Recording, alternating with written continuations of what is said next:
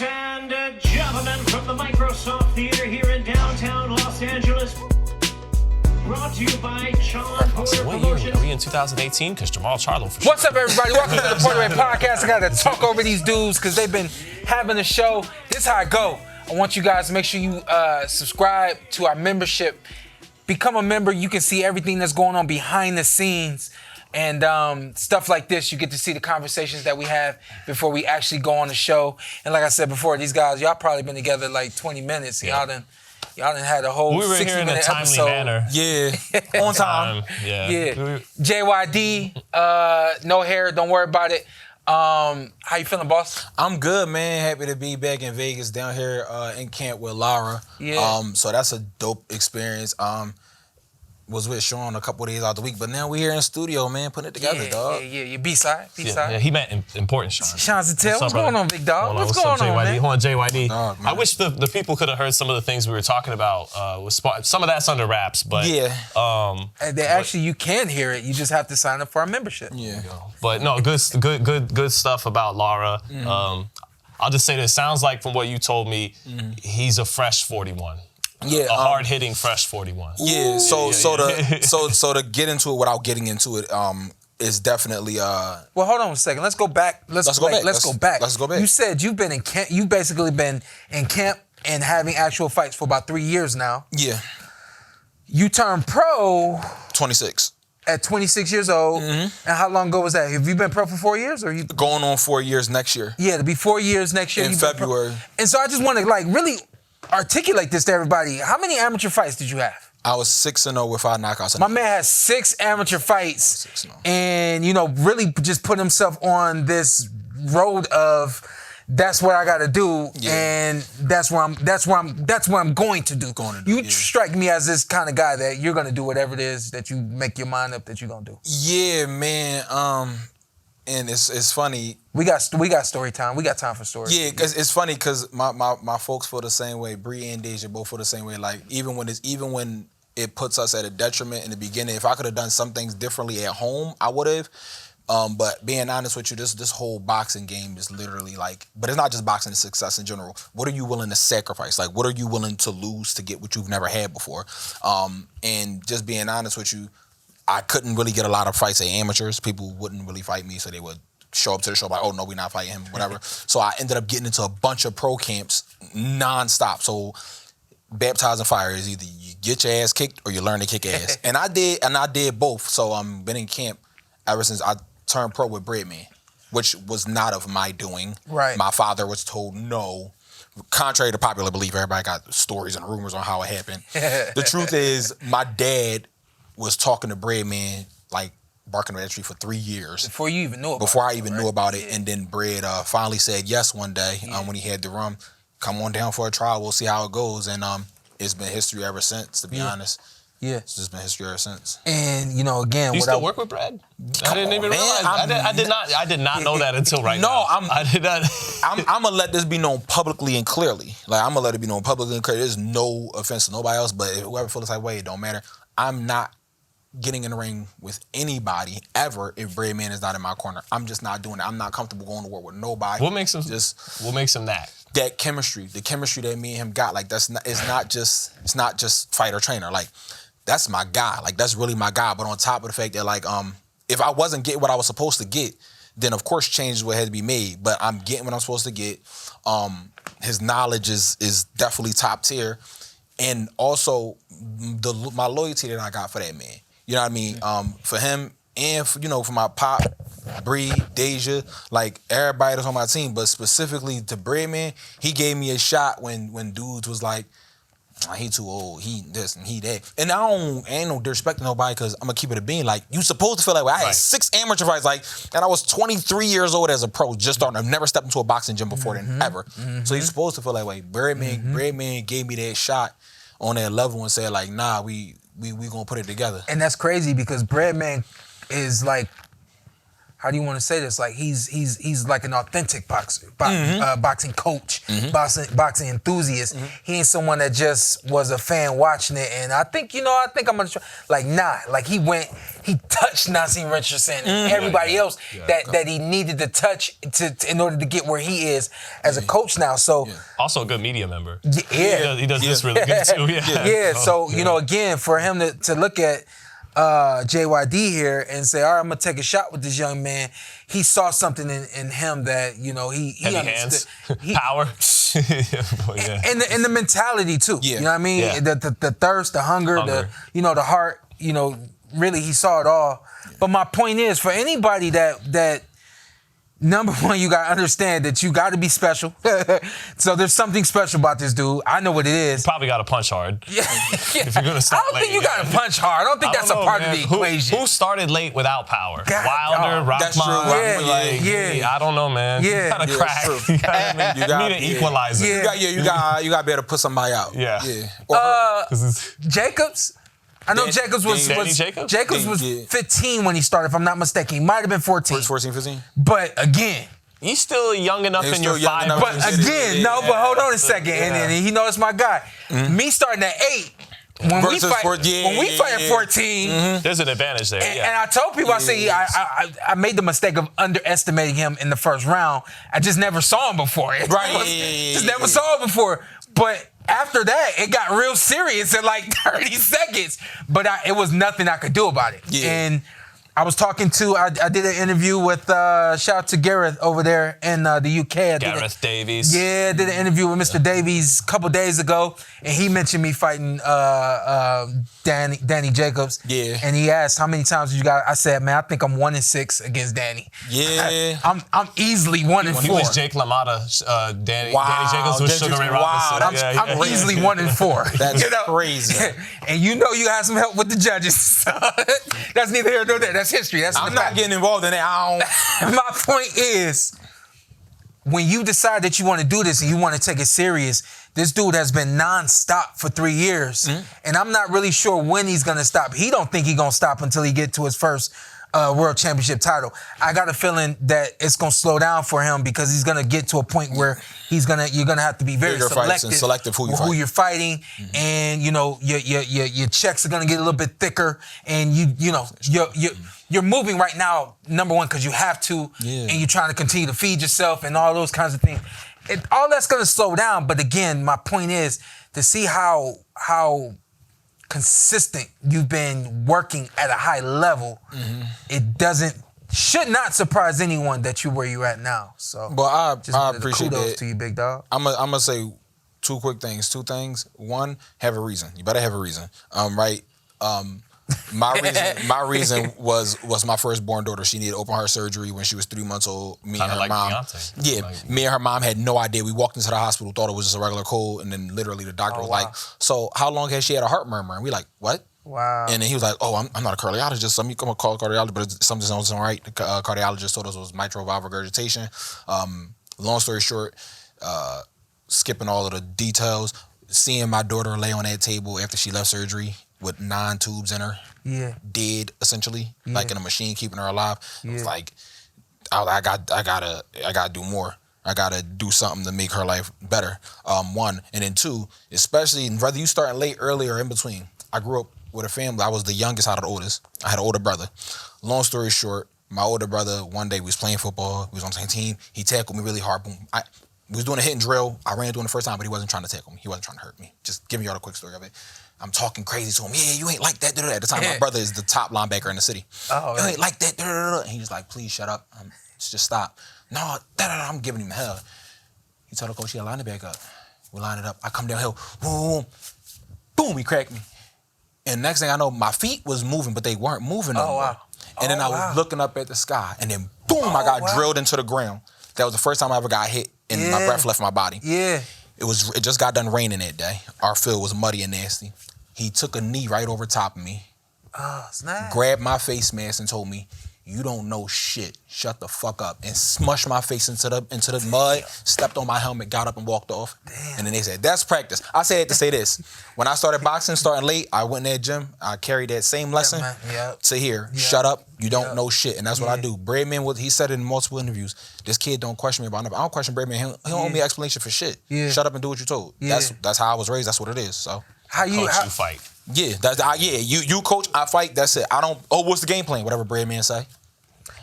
2 weeks off of your last fight. Yeah. Real quick, how'd it go? I know you always posting highlights and stuff like that. I just see you crushing people. So, take us through the fight real quick. Quickly through the fight.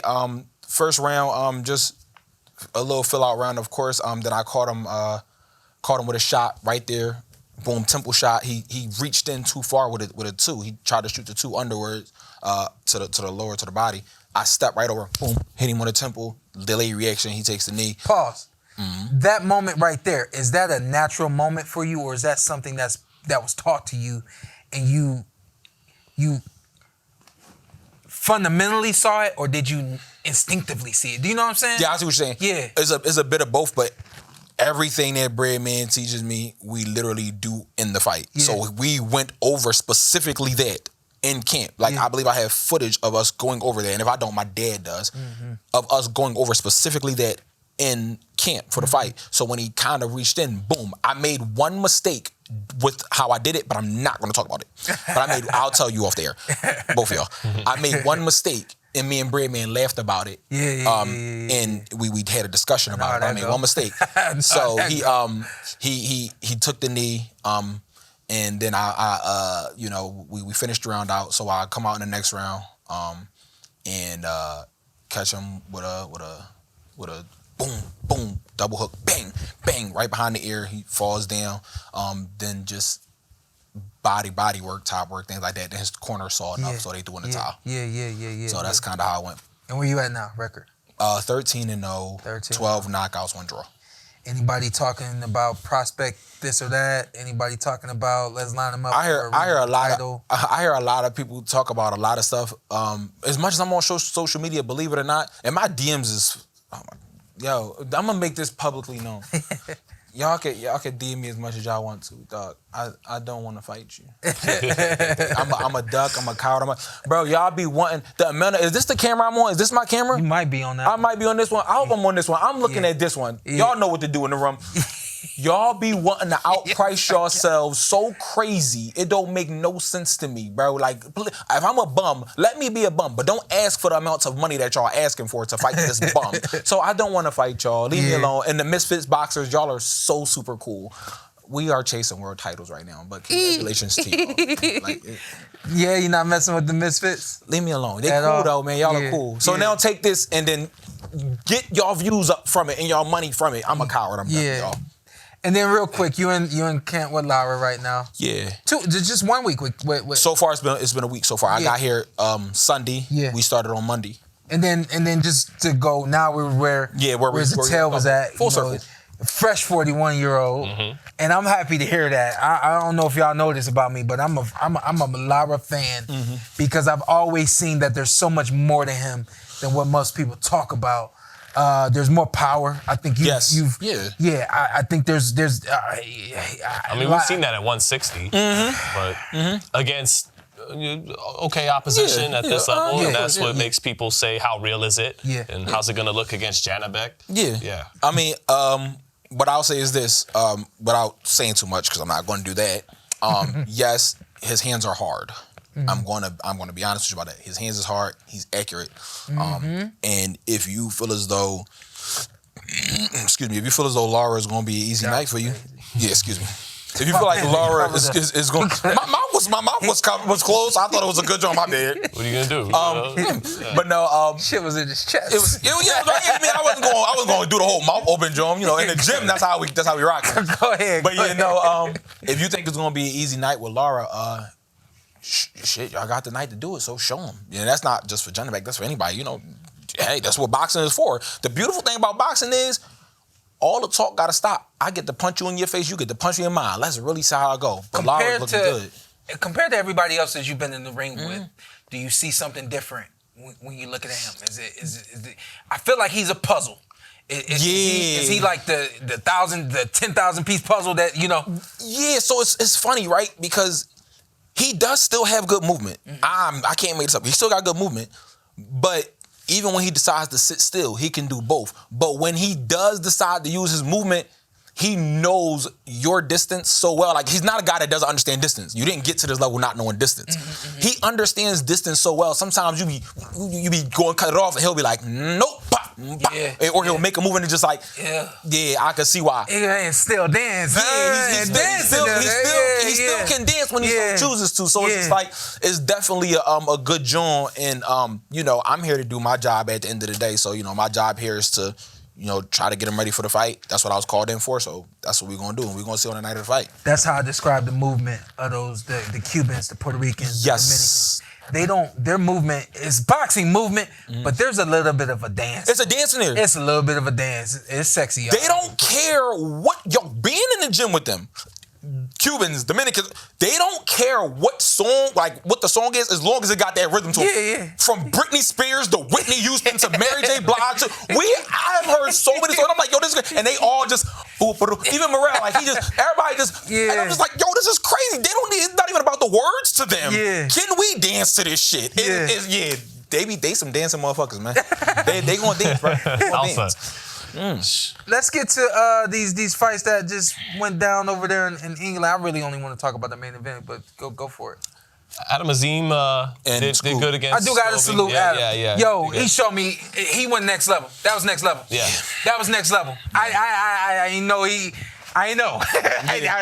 Yeah. And you know, again, I said this publicly. I was hoping Scoby was gonna go over there and do on the show, didn't you? Kurt? No, we didn't. No, we haven't. He was on somebody's show, but I don't know if he. No, we haven't gotten him on yet. But I did. You've covered him. One of them. Yeah, I've covered them before. Talked about him. I was hoping Adam's next level. I know. You think he's good? You think he's next level? He's good. Definitely from what he displayed. If he ain't, he's rearing next level. Definitely rearing. You know what I mean? Like, I saw a complete boxer. And not to say that I didn't think he was complete, but he showed me more grit. He showed me more strength. He showed me more power. My man wasn't afraid to stay there. I thought that's what I liked. I thought he was gonna, you know what I mean? So, salute. Because the way I'm watching the fight through the first 6, and I'm like, okay, this fight is playing out like it's gonna be a wide unanimous decision for Azim, but his legs are going to get heavy, and Scoby's going to have a couple of nice moments down the stretch. Yeah. And then he said, no, fuck that. Yeah. Now we're in the second half of the fight. Yeah. Now we're in the 7th round. Now I'm going to choose to stay in the pocket rather than be forced there in later rounds because my legs are heavy. No, I'm choosing it now. I feel like I've taken some steam out of you. He started ripping the body. 100%. And you don't see that from a lot of British fighters. He did a couple of, like, you know, the Mexican left hook to the body. And so he showed he was turning him for the first 6 rounds, and then he broke him down and got him out of there in the second half. That was he did his thing. Yeah, and it's funny because Scoby is actually my guy, so but boxing is still boxing, and for the moment, being an analyst for the moment, you just got to be real. It definitely appeared to be an outclassing, which I wasn't expecting, to be honest with you. I wasn't expecting for it to be an outclassing, especially the way that it was. Well, honestly, for me, I felt like 2 things. Kurt was unprepared, didn't prepare well enough for everything that was going to be coming at him, and then also more one-dimensional than I realized he was, too. I thought he was more athletic, and I thought he was going to come to the ring. I thought he was going to come to the ring ready for the situation. To use the situation, use a little bit more speed and a little more craftiness. He doesn't have craftiness. Sometimes, because I'm trying to, and it's not even I'm trying to pick my words. Fine, I'm just trying to actually see how to structure it. The whole thing about it is this. When they got the whole analogy about if you put the frog in the water and then you turn it on and you turn the fire on, it begins to boil slowly. The frog not going to jump out because it doesn't realize it's boiling. I say that to say, that's when you already in the hot water, shit too late. Yeah. Like it's too late, and that's kind of what this was. He was already in the hot water, and it was like, oh, there's shit being done. I'm not gonna lie to you. I'm gonna be honest with you. forget the top shots. Them body shots was some of the most horrendous shots I ever seen in my life. I know he got stopped, but he was very durable. Dog, like, the way he was placing, the way he was placing, he wasn't doing it because he was scared. You know, somebody do something to you because they scared. But when you do something with intention, like, no, I know what I'm about to do. The way he was placing them shots was elite, world-class placement. Like, you are not going to find much better shot placement than that. I know that the fight was a short notice fight, but you know, some things you can't say. And I can't say that because Scoob said, even in the press conferences, ain't no such thing as a short fight. Not for before a short notice fight. Not for me, because I live in the gym. I do this. That's what I was saying. It's like you gotta hold the man to his word, and I gotta hold it to that. So I can't say it was a short notice for him, especially being an individual who lives in the gym myself. I can't give you that neither, unfortunately. And again, that's my guy. But I do believe that last night, he was outclassed. Yeah.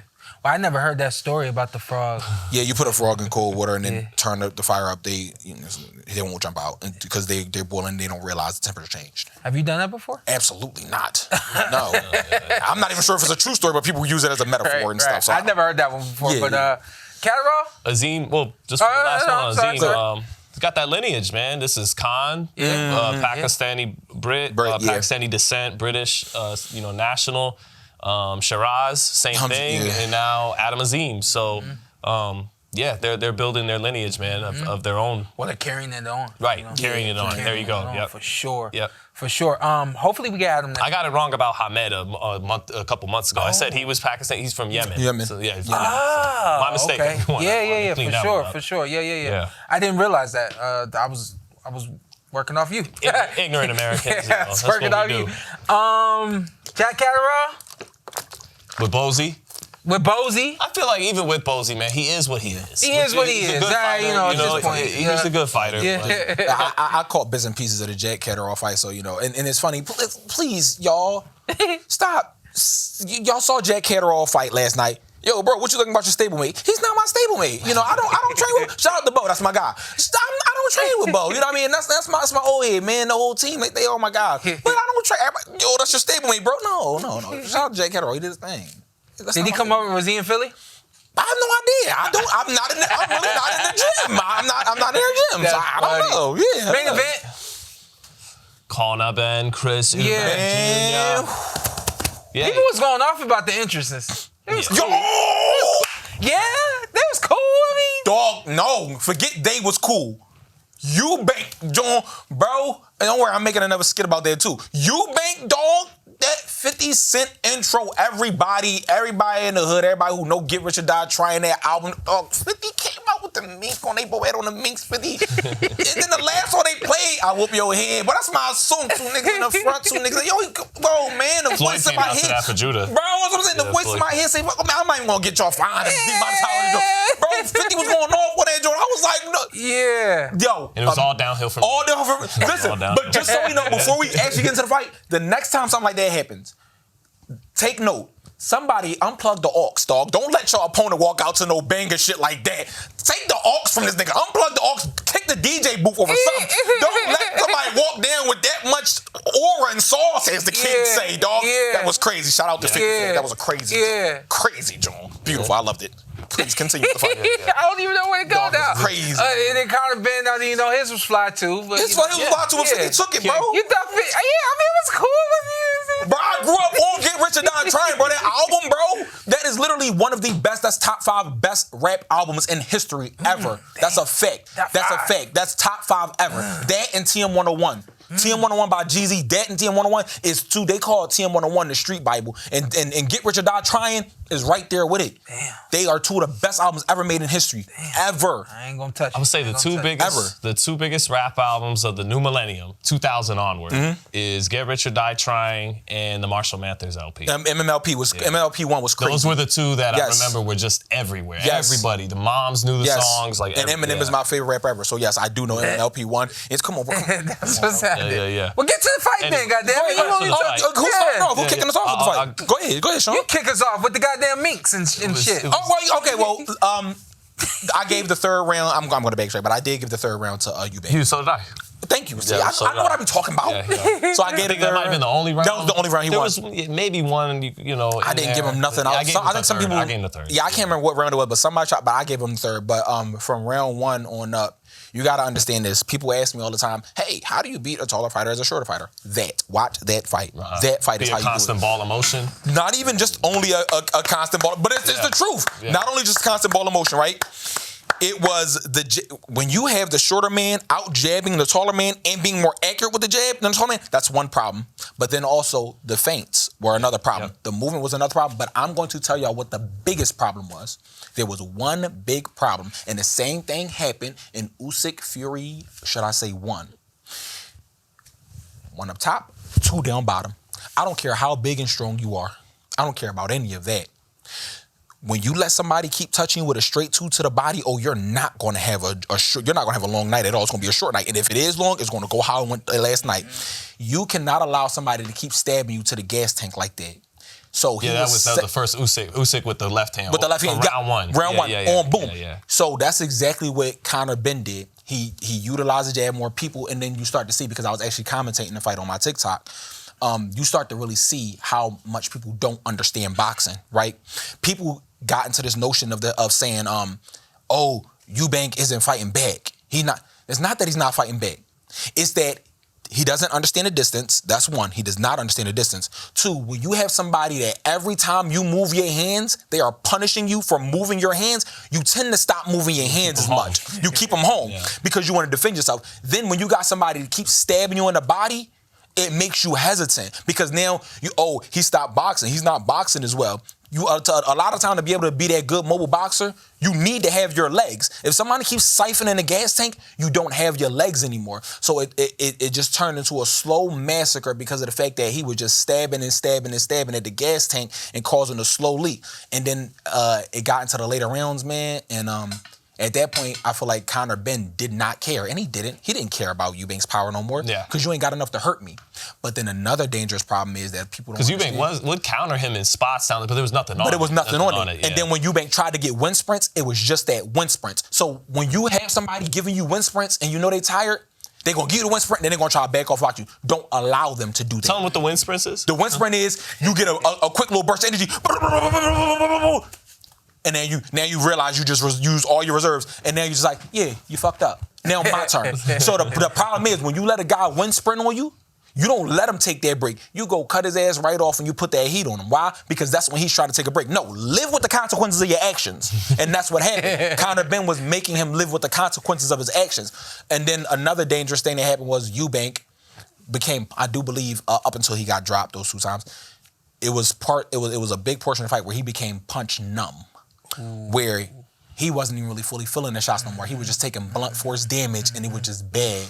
And then it finally caught up to him. He got caught on the ear, which is a legal shot right here. That shot was not in the back of the head. The one that wobbled him first, it was not in the back of the head. It was right here on the ear, and wobbled him, put him down, and then he got back up. He's falling forward. Another thing, stop saying that the second shot was, it was some blatant back in the head. When you got somebody trying to clinch you and grab you and giving you the back of their head, the referee will tell you, I cannot tell him to stop hitting you in the back of your head if you're giving him the back of your head. Yeah, do not accept the clinch. I love that Conor Benn was not accepting the clinch. You have an option to accept the clinch or not.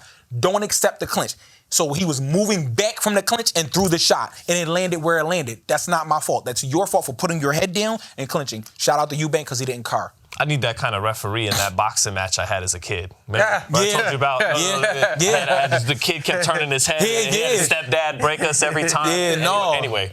Brought back trauma. But it's true. And shout out to Eubank because I'm not. This is not a down talk on Eubank at all. It's not. Shout out to Eubank because he didn't cur. He had every reason to lay down and stay down, and he didn't. That man still got up and he went to fault. So I'm not throwing no dirt on Eubank's name. Eubank. It's the truth. Eubank, they both in these 2 fights helped clear each other's names. Because Eubank, before this, is a self-admitted prick, kind of an asshole, and knows it a little bit. And a lot of his country saw him that way, like a bit of a knob. So, but because Conor Benn, he popped hot for steroids and all that, and he provided this foil for Eubank to actually be the good guy for once, or at least the anti-hero. Right.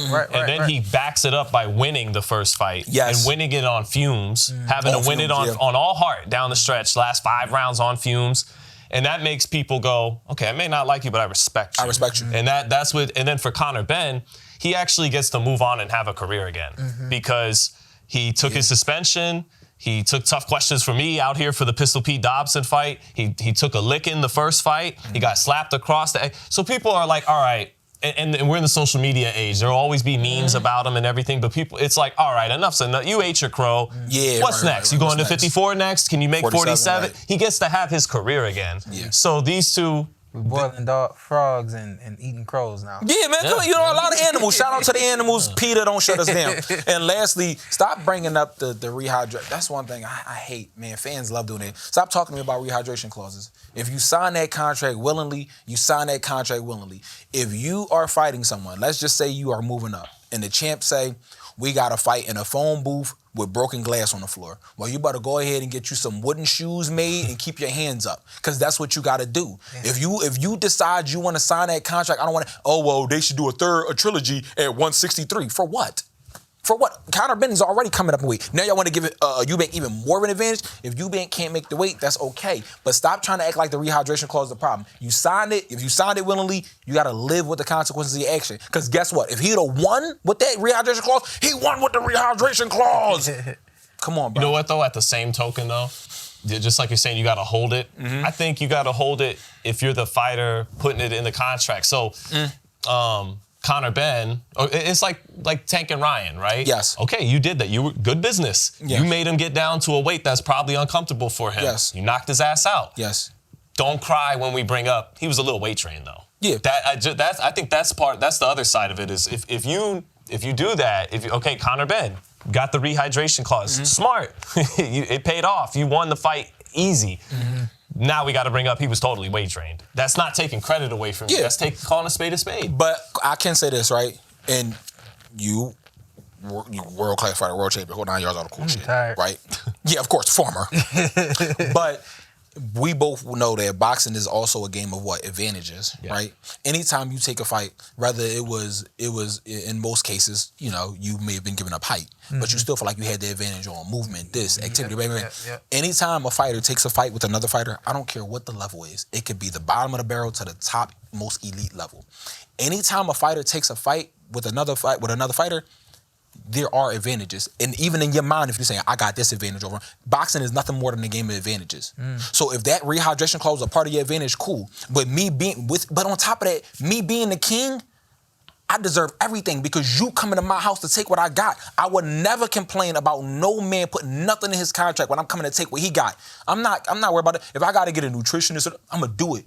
But I guarantee you this much. If you beat me, it's not because of no rehydration clause. It's not because of nothing. It's because of the fact that you was better than me that night. This game is built off of advantages. Reach advantage, height advantage, speed advantage, IQ advantage. You could be as strong, smart, fast as you got. If you don't got the IQ and the knowledge, chances are you're going to get your ass kicked. Hey, how long you been involved in boxing? This is my 20th year. Have you ever heard in all the years of being in boxing that boxing is a game of advantages? In so many words, yeah. I've never heard that before. Yeah, it is. It is. We all look for advantages over a guy. All of it. All right, y'all want to say it's not advantages? Cool. Watch this. This guy just got flown in on a short notice fight. He got to go all the way to Saudi Arabia. Him getting on that plane was a huge disadvantage. He got to get used to the time. He got to get used to the food. He got to get used to all that. They only give him a week out. We're just playing pretend here. I'm not naming any fighter because I don't really care and I don't know any fighter. But I'm just saying they brought him in the week of the fight. It's going to take your body way longer to adjust to that time zone difference than 1 week. You're not going to be going literally all the way across the world and then be good. Then you got to get used to their food. You got to get used to their water. You got to get used to everything. You might go out there and get a sinus infection and get sick because the air is literally different. But guess what? The champ been out there for 4 weeks getting ready and training and all that good stuff. And then they gave you the last minute call. That's an advantage for you. Being on that plane that hurts your body and make you stiff and make your back. It do all of those things. All these things are advantages. Boxers are people who seek advantages, and we do. So let's go back real quick, because last week I said... But I get to bring it up. Chris Eubank can't bring it up. I get to bring it up, though. I don't think nobody should bring it up. You a man, accept that. Even fighting... He can't bring it up. Yeah, nobody can bring it up. I feel like nobody can. If they say... if Shawn Porter say, hey, I want to fight XYZ because this is my hometown, that's a hometown advantage for you. Yeah. And then somebody say, no, I wanted to be neutral. And you say, no, I'm the champ. We fighting at my house. Yeah. You got to go to his house and you got to take it. Yeah. This is a game of advantage. You're not going to say, oh, I'm the champ. I want to go to his house. You're not going to do that. Yeah. You're going to say, no, you're going to come to me if you wanted that bad. Yeah. It's a game of advantage. That's how it's always went, you know. Advantages. Stop bringing up. I just don't like the rehabilitation clause, dog. You signed a contract. Be a man and live and die by your actions. Well, I forgot what I was going to say. I'm sorry, bro. Go ahead. Yeah, I forgot what I was going to say. You had to like some of the things Conor Benn did improvements-wise in this fight. Exactly. You know, that's what I was going to say. Last week, I talked about how the biggest improvement you make is not in training camp. You're making bounds of improvements, but your biggest improvements are going to be on fight night. How and why? Because you take everything that you've learned and now you confirm it. It was confirmed when you sparring certain guys, but that was one time and that was at this level and, you know, they had the lights ain't on and ain't hundreds of thousands of people in the stands, all that kind of stuff. So I feel like Conor Benn, and I said I was going to applaud that kid. Yeah. I love to say, it's one thing to know what you have to do. It's another thing to do what you have to do. You can know what you have to do, but are you really willing to do it? Mm-hmm. And I felt like they figured it out after the fight. I didn't think they was going to figure it out. Just keep 100. I didn't think they were going to figure it out because I'm looking at how that first fight played out, and I literally thought that there just were things that Conor Benn couldn't do. Right. I didn't think he could move. Remember I told you when I sparred with him, I didn't see any of that in the first fight. I didn't see movement in the first fight. I didn't see feints in the first fight. I didn't see body work.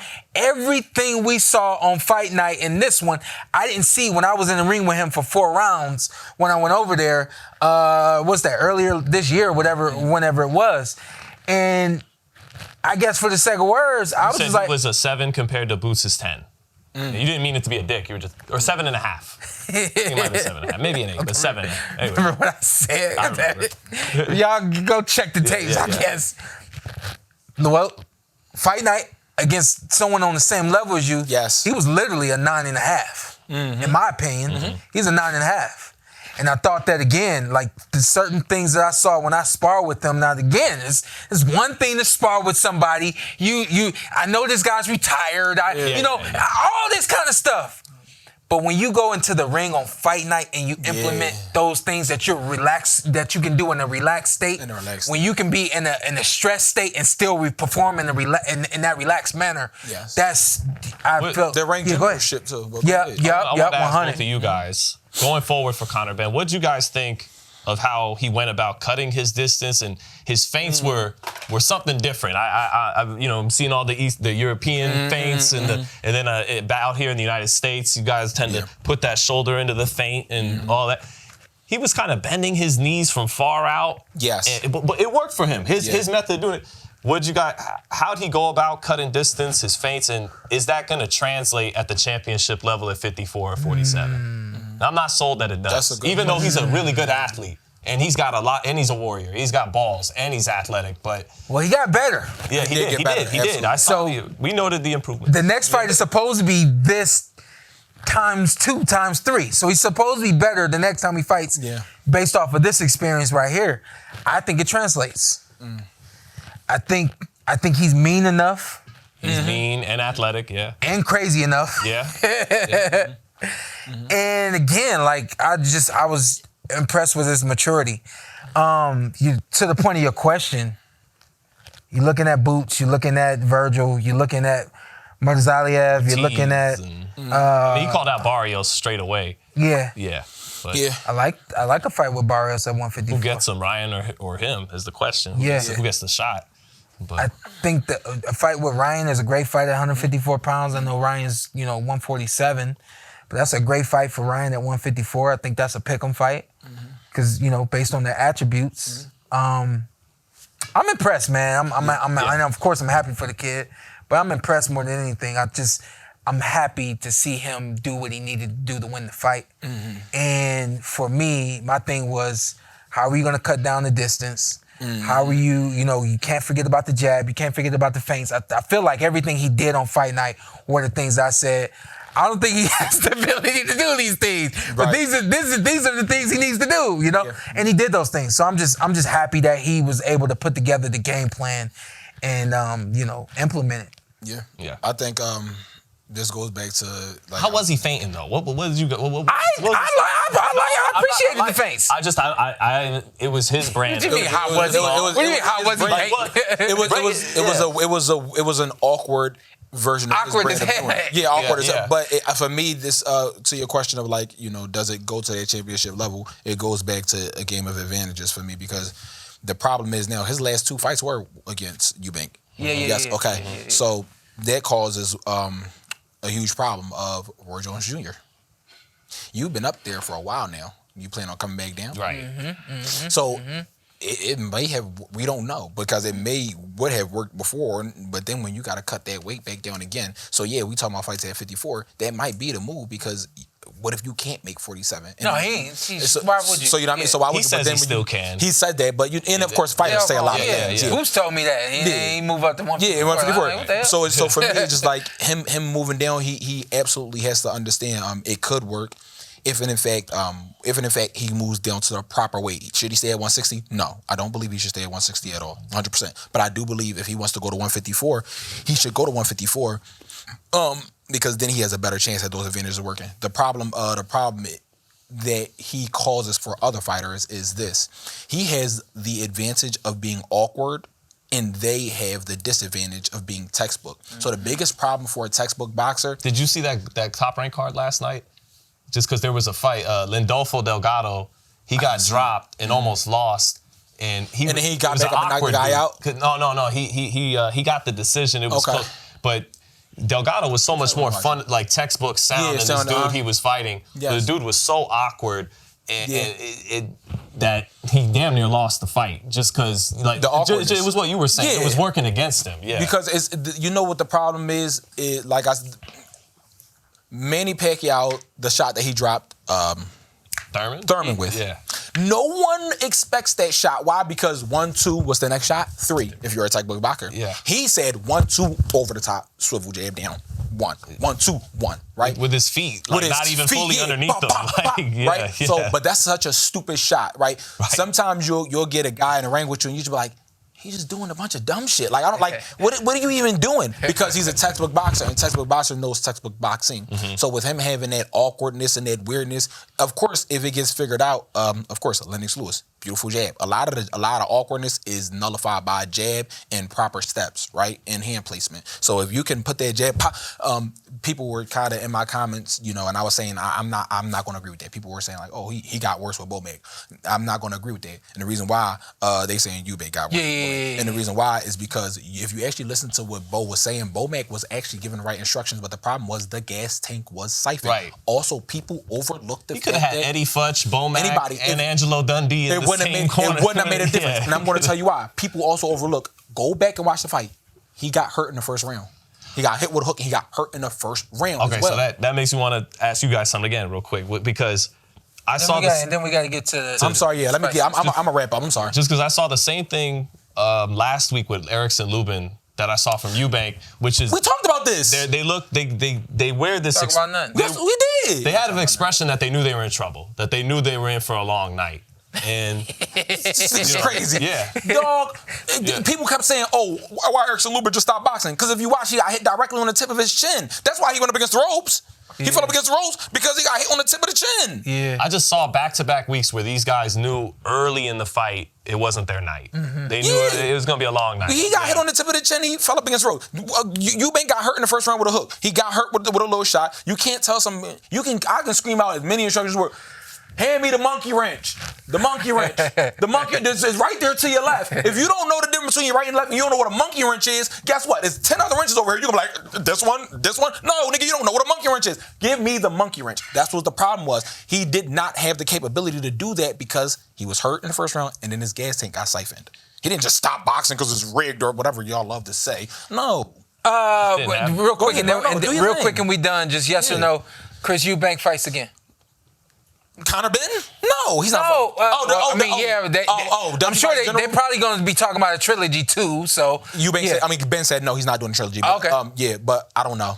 Yes. Yes. You think he fights again? Yeah. I think he fights again too. Mm-hmm. Who? Yeah. Yeah. I don't know. Yeah. I'm always a fan of the idea of a send-off fight. He could probably sell 20,000 people against nobody. He'll have to do it against 168. He can't do 160 again. Yeah, all right, listen, y'all. This week we got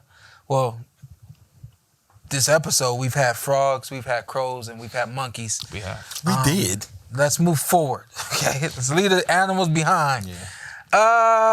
Benavidez and Yarde this week. Norman Jr. and Haney this week. Abdullah Mason and Noakes this week. Yeah.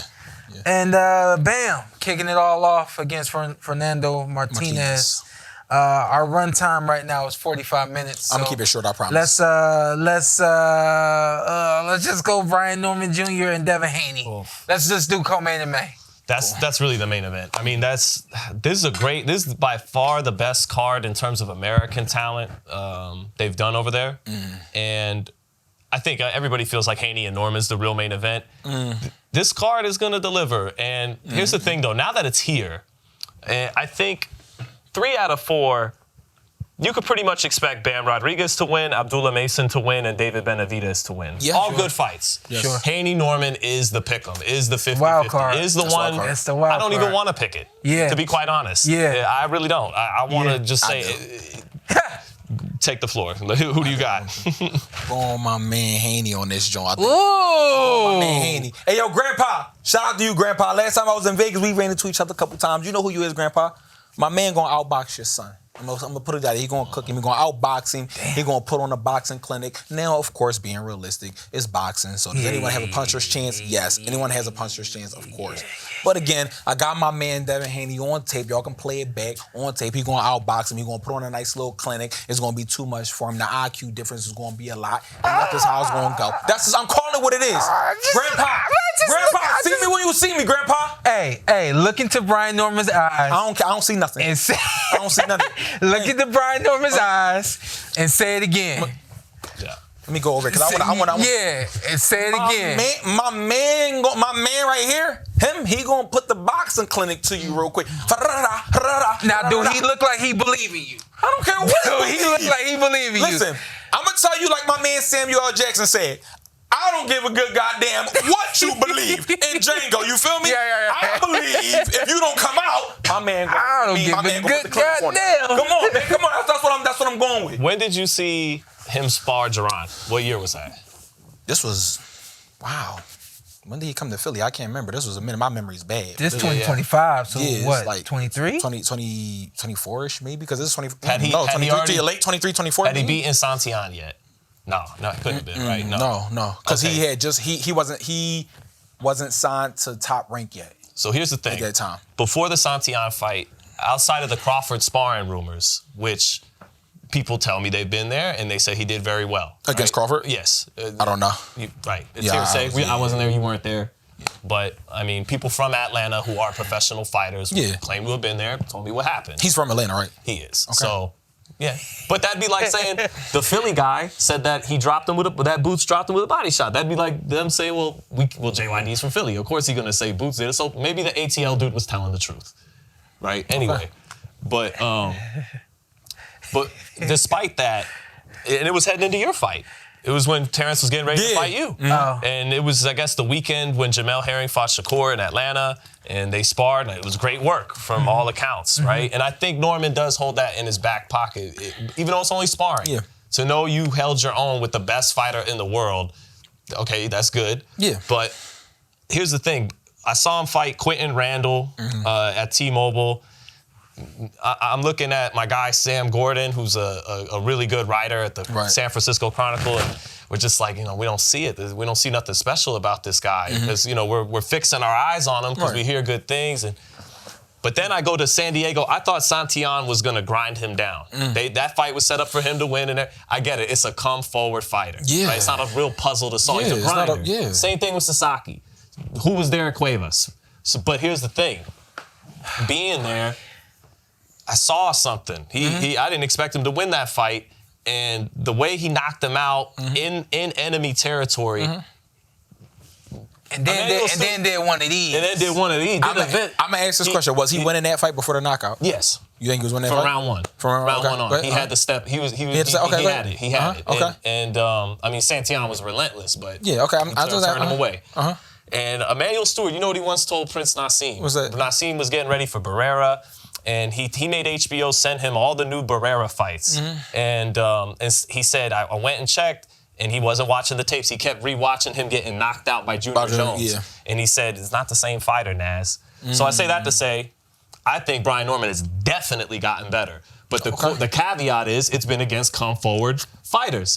Now he's fighting the exact opposite. Yes. And when he fought Danielson, Boca Chica, got dropped with a long-range right hand. Haney's great at, he dropped Prograis with the same exact shot, right? And Quentin Randall, whenever 2 years ago, he was not on Haney's level.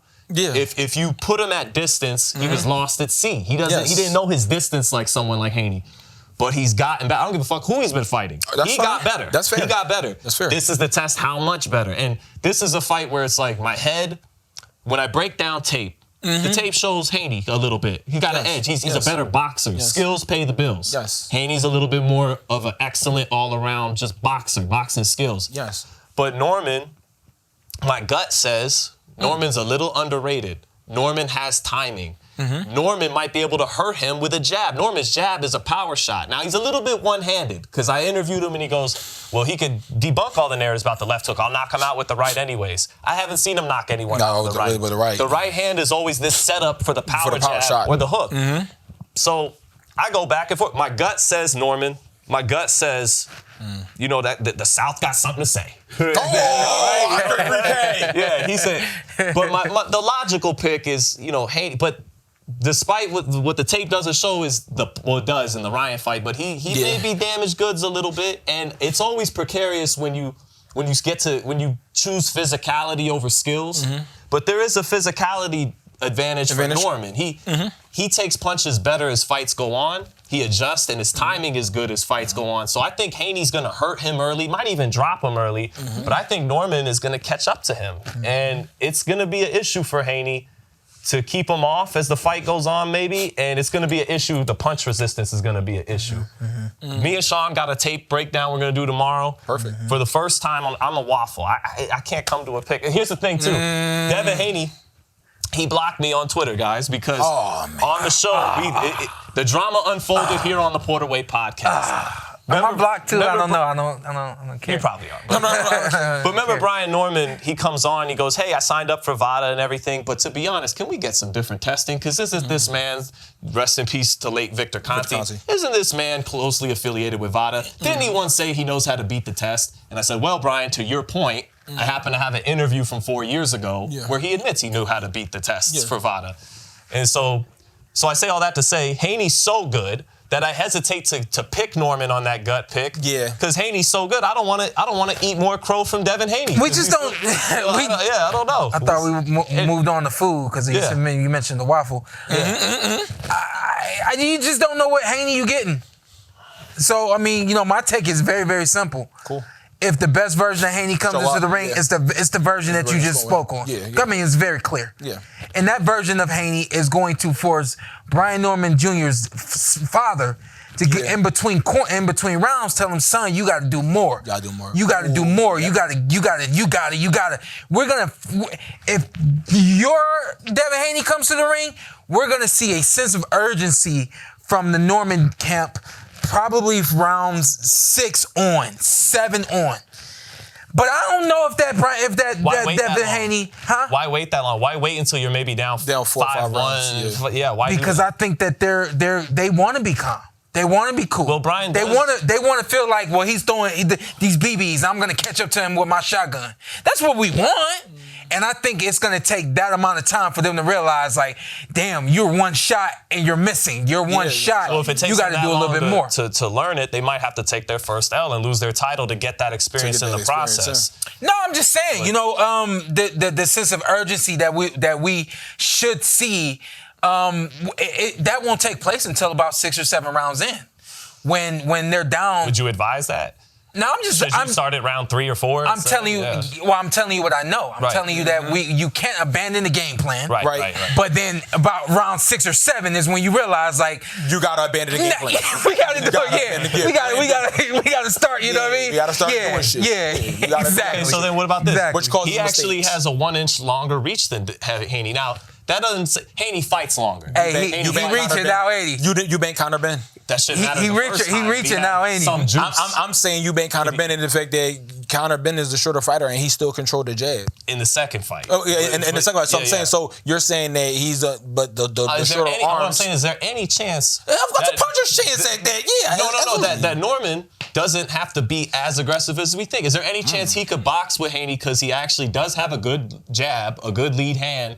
And he's actually as an inch longer than Haney. I don't think he understands distance as well as Haney does. Yeah, I haven't seen that. That's what I'm saying, and that's what he's gotten better though. Yeah, he's gotten better. And I won't lie, Grandpa. You hear that, Grandpa? He's gotten better. That's when that IQ comes into play. That's when, right? And so then when we're speaking about IQ in the boxing ring, in chess you play like 3 moves ahead. 3 moves ahead, yeah. So it's the same thing in boxing. You got it now. You really realistically that's IQ. So we're actually gonna find out. We're gonna find out how high Brian Norman Jr.'s IQ is. Yes. Mm-hmm. We know that Devin Haney has a high IQ. How do we know that? Because his ability to go in, out, and move and be directional and just simply just box and be a beautiful boxer. Right. You have to have an IQ to do that. Yes. To be the clean boxer that he's been all the way up until, of course, Ryan. And then this is my last. This is what I'm gonna say. Good. I think Brian Norman has a gift in his timing. I believe in that gift that he spoke on. Mm-hmm. I think that Devin is going to be off, and I think that he's going to catch Devin. That's what I think is going to happen. That's what I think is going to happen. I think Devin is going to be gun shy. I don't think he's going to systematically work that jab the way he used to. I think we're going to get a lot of what we saw in his fight with Jose Ramirez, and I think that if anything, he'll start a level above where he was with Jose Ramirez, and then he's gonna slide down that hill and become that fighter again. That's my gut. That's what my gut's telling me. We're still gonna do the preview. Yeah. We got preview coming to you guys just this week. Then we're gonna release this thing Thursday. And we're gonna break the fight all the way down. Yeah. We gave you our picks right now, but we're gonna give you our picks based off of the breakdown. So. And again, we're talking about the best version of both these guys, best fight on the card.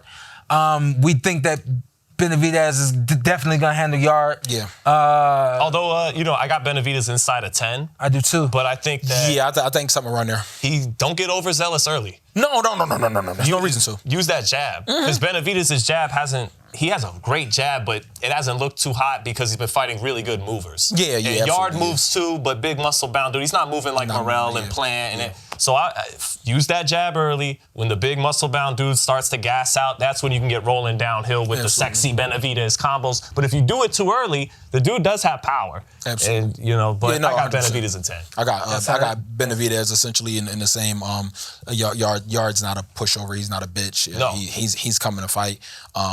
I just think that the level difference is going to be across the board. Yeah, I think the level difference is across the board. And then the problem is with David Benavidez, avalanche. Once he starts to snowball, it does not continue to snowball. It turns into an avalanche, and it turns into an avalanche fast, and shit can get bad. So I do think Benavidez is going to stop him in about inside of 8 to 10. That speed, it's going to be a problem.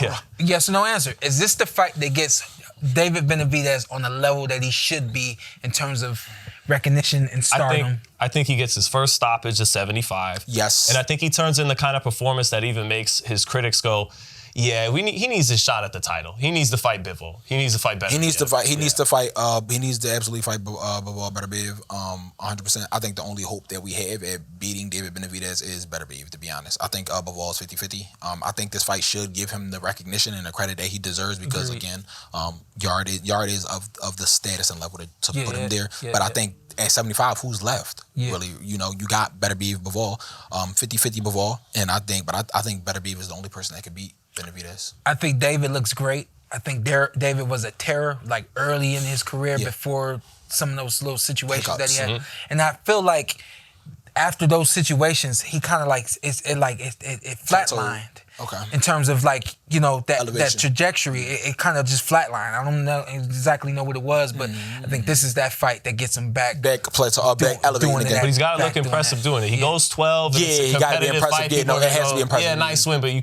not fucking with Bivol. No, I think this is the fight. This is the David Benavidez that everybody was talking about way back when he was. And that's the thing, you know, just like you said, as I tell to your point, sometimes a win is not enough. It's how you win. You know what I mean? When you get to that level, you know, you gotta make a statement. He's not on my level. And speaking of how you win, Bam in the ring with Fernando. How can you pick against Bam? Huh? How can you pick against him? You can't pick against Bam. Yeah. But on top of that, how you win. This is a fight that's made for Bam to look like what he is. He's a top 10. Is he a top 5? He is a top 5. He's a top 5. I think he's bona fide 5. This it's Crawford and Usyk and Inoue Bivol. That's the Fab 4. And then you got Bam in there. I think he's cemented as the number 5. He's already in there. The Fab 4, right? I think so. Because if not, this is that fight that done. Yeah.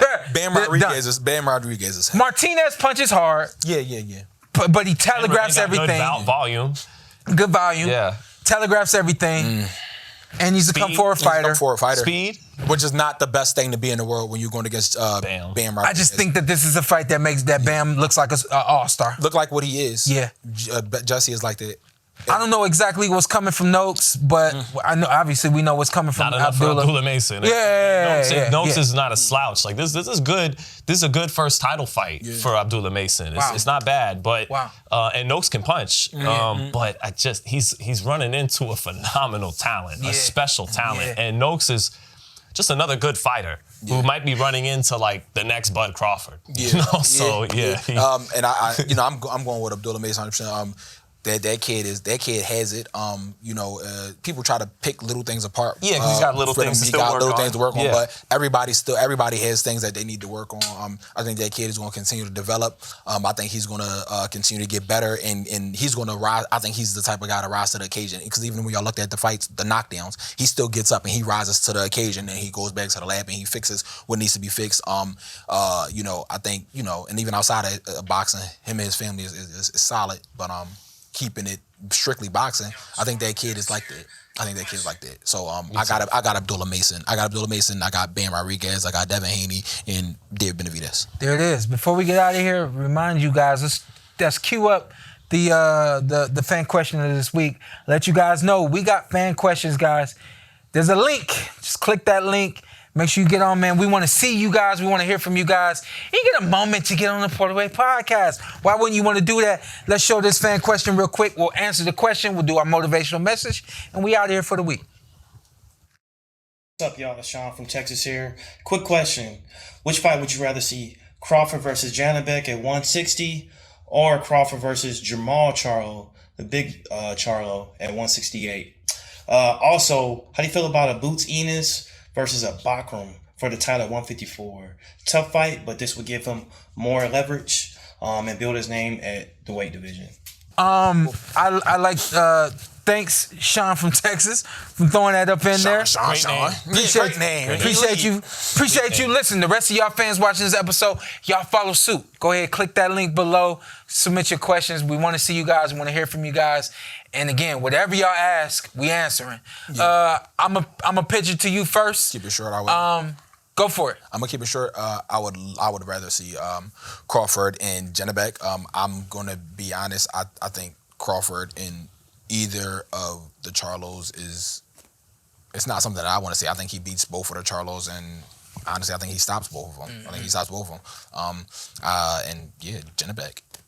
Yeah, Jamal, who to me is like, along with Jose Benavidez Jr., the what if of this era. Not that he didn't do some good things in boxing, not that he's not good, and hopefully still got something in the tank going forward, but Jamal Charlo should have been Hall of Fame level fighter in my. Maybe I'm wrong. It's a what if, you know. But I think, but that ship kind of sailed, and he brings nothing to the table. Janabek brings history to the table. If Crawford could become the middleweight champion, it's 6 divisions. Only him, Oscar, and Manny have done that. He'd be lineal in 5 divisions, which no one's ever done in boxing.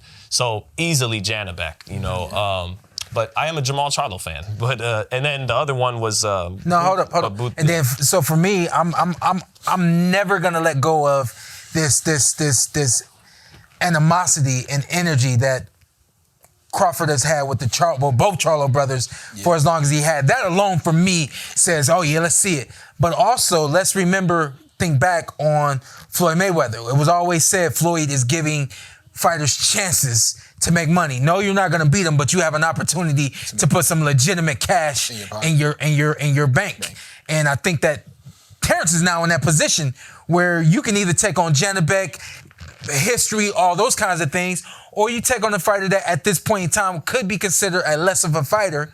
We know how inactive Jamal has been, but now you have an opportunity to bless another fighter. Do we really want to go that route? I don't really think so, but I love the history of those guys. I feel like the build-up would be exciting and fun and might get a little too crazy, which boxing don't need, but at the same time, again, we're looking at another black fighter who's in a position that no one else has been in other than Floyd.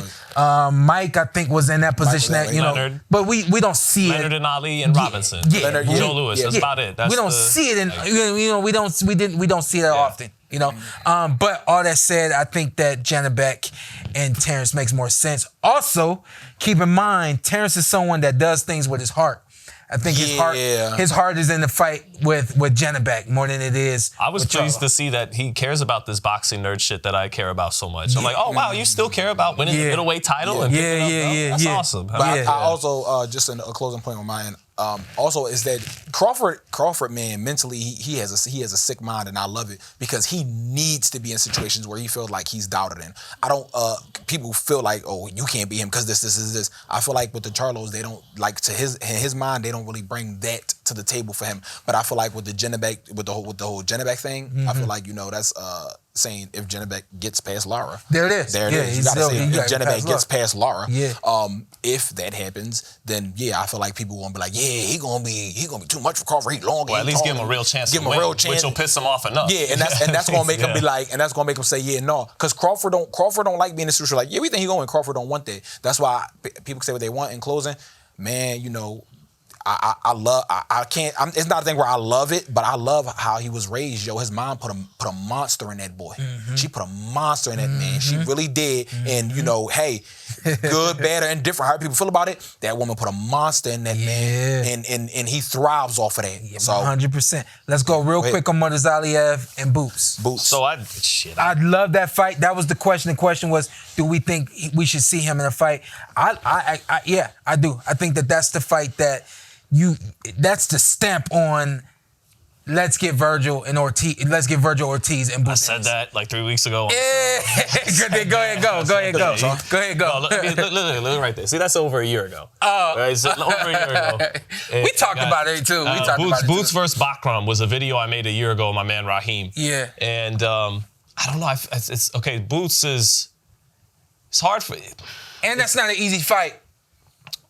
For all y'all that be Boots washes everybody, that ain't an easy fight. No. I mean, Bakram looked tremendous last year against Zoo. He might, yeah. I would pick him. That's what I'm about to say. Like, I would pick Boots, but Bakram he had a little bit of the boogeyman label following Tim Tszyu and couldn't get any suitors. Yeah. Nobody was calling him up to. So if you're Jaron Ennis and you don't have a belt yet at 54, and I said this a year ago before he even moved up. And nobody really wants to fight you. Guys with big names aren't, and although let other people tell it, he turned down Haney, he turned down Virgil. This is how it goes. But so you take out the boogeyman. You fight, you go up to 54 and you take out the guy that nobody else wants to fight. Yeah. And I said 3 weeks ago, I love Virgil and Boots. If we could get it next, yes, give it to me next. Because in boxing, you have these little windows to really make the fight. Yeah. And if you let the window go by, you may never get another chance to do it again. So yeah, do it next. But ideally, Boots and Virgil would be a unification fight. And I would love it if Boots could fight Virgil, or Boots could fight Bakram, and Virgil fight Fundora. The WBC should be mandating that fight anyways. So, and then after that, boom, unification, ring mag, the whole 9 yards. So I would love that fight with Boots and Bakram. I think, hey, Boots, if your boy Boots don't get the Virgil fight, I don't want to see another Lima. But why isn't he getting the Virgil fight when Virgil just said, "Hey, Boots, get on over here," and they talk like they talking, and next thing you know, we only want $10 million. I'm not killing nobody's pockets. I don't care. Yeah. I just want to see the rumble. I just want to see the bump. Why are you not going to bump? But if Virgil's gonna go elsewhere, bump. Forget a top 10. Go fight Backroom. Go fight Backroom, yeah, but bump. Y'all done built it all up like that. Let's do it. You gonna help me with my motivational message? Oh. Talking to my man over there, and I came in here with a different motivational message, but this is the way I'm gonna go with it. Shout out to Pastor Will out there in Albany, New York. We were talking a couple of weeks ago when I was in Albany, and he said, before God puts something in your hands, he's going to prepare your hands for whatever it is that he has for you. And then you and I, we were just out there in the hallway. We were talking about it. And I want you to give the Muslim approach, and then I'm going to give the Christian approach. Exactly. We're not going to make this a whole religious thing, but I just want to make sure that y'all understand that it's been given to us. God is giving it to us. Absolutely. So go ahead. So in Islam, a dua is a prayer. So when you make dua, it's a prayer. It's just asking Allah for things that you want or what's best for you. And in Islam, we know that there is no dua without action. If you don't put action behind it, then it's just words. So you can't say, "Oh, ya Allah, please get me out of my financial situation." But then you just sit at home on the couch all day. It doesn't work that way. If you come walking to Allah, then he's going to come running to you. So in Islam, that's just what we believe. Ya Allah, al-Hayy al-Qayyum al-Khaliq al-Malik al-Rahman al-Rahim al-Muhaymin al-Ghaffar al-Qahhar al-Fatah al-Karim al-Basir al-Akbar. Make your dua, Ya Allah, XYZ. You make your istikhar, your dua. Allahumma salli ala Muhammad wa ala ali Muhammad kama sallaita ala Ibrahim wa ala ali Ibrahim innaka Hamidum Majid, and leave it there, and you leave it on the rug, as we say. You leave it on the rug. So he bilingual. Nobody knew that about him. He bilingual. Just dua. Clean accent too. And then all the way clean. And then when he said that to me, I said, "Oh, interesting," because in the Holy Bible it says, faith without works is dead faith. And that's what I want to hand you guys today. I want to hand this to you. Understand that God is getting your hands ready for something, right? God is over here with what he has for you, and he's getting your hands ready for it. God is waiting on you. He's going to meet you, but you got to do the work to get to where God wants you.